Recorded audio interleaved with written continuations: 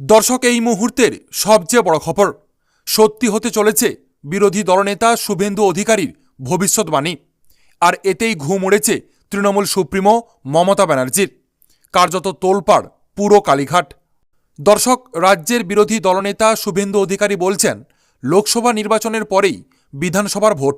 এক্ষেত্রে 2026 সাল নয়, বরঞ্চ 2024 সালেই বিধানসভার ভোট হবে এবং মমতা ব্যানার্জিকে তিনি প্রাক্তন করবেন, এমনটাই দাবি করেছেন রাজ্যের এই বিরোধী দলনেতা শুভেন্দু অধিকারী।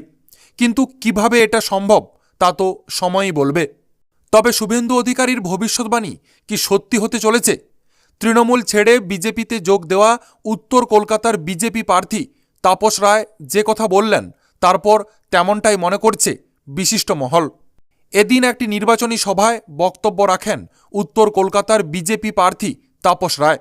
আর সেখানেই দীপ্ত কণ্ঠে তিনি বললেন, 2026 সাল নয়, 2025 সালেই বিধানসভা নির্বাচন হবে হবে হবে। আর তিনি যখন এই কথা বলছেন, তখন তার চোখে মুখে আত্মবিশ্বাসের ছাপ ছিল একদম জলের মতো স্পষ্ট। স্বাভাবিকভাবেই বিজেপি কি তাহলে গেম প্ল্যান তৈরি করে রেখেছে?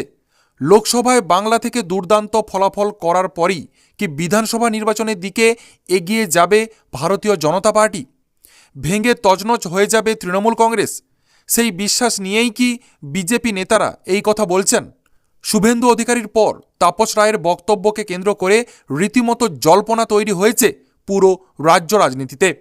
অন্যদিকে 2021 সালের বিধানসভা নির্বাচনে নন্দীগ্রামে শুভেন্দু অধিকারীর কাছে পরাজিত হওয়ার পর ভবানীপুরে শোভনদেব চট্টোপাধ্যায়কে ইস্তফা দিয়ে নিজে সেখান থেকে প্রতিদ্বন্দ্বিতা করে মুখ্যমন্ত্রী হয়েছিলেন মমতা ব্যানার্জি।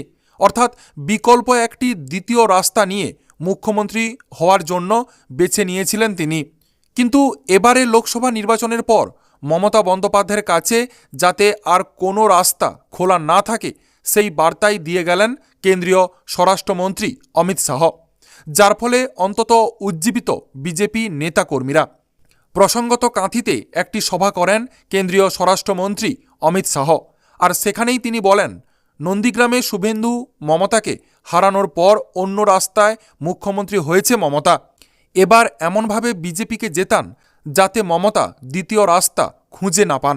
অর্থাৎ বিজেপিকে যত বেশি সংখ্যক আসনে জেতানো যায়, ততই তৃণমূল যে চাপে পড়বে, সেই বার্তাই দিতে চাইলেন কেন্দ্রীয় স্বরাষ্ট্রমন্ত্রী অমিত শাহ। এক্ষেত্রে বাংলায় বিজেপির আসন সংখ্যা বেশি হলে মমতা বন্দ্যোপাধ্যায়ের দল এমনিতেই ভেঙে যাবে। আর তখন ক্ষমতা ধরে রাখার মতো পরিস্থিতি আর থাকবে না এই রাজ্যের মুখ্যমন্ত্রীর। নিজের বক্তব্যের মধ্য দিয়ে সেই কৌশলের কথাই প্রকাশ্যে নিয়ে এলেন কেন্দ্রীয় স্বরাষ্ট্রমন্ত্রী। দিনের শেষে তেমনটাই মনে করছে রাজনৈতিক বিশ্লেষকরা।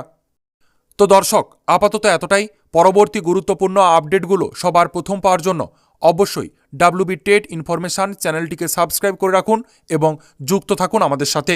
ধন্যবাদ।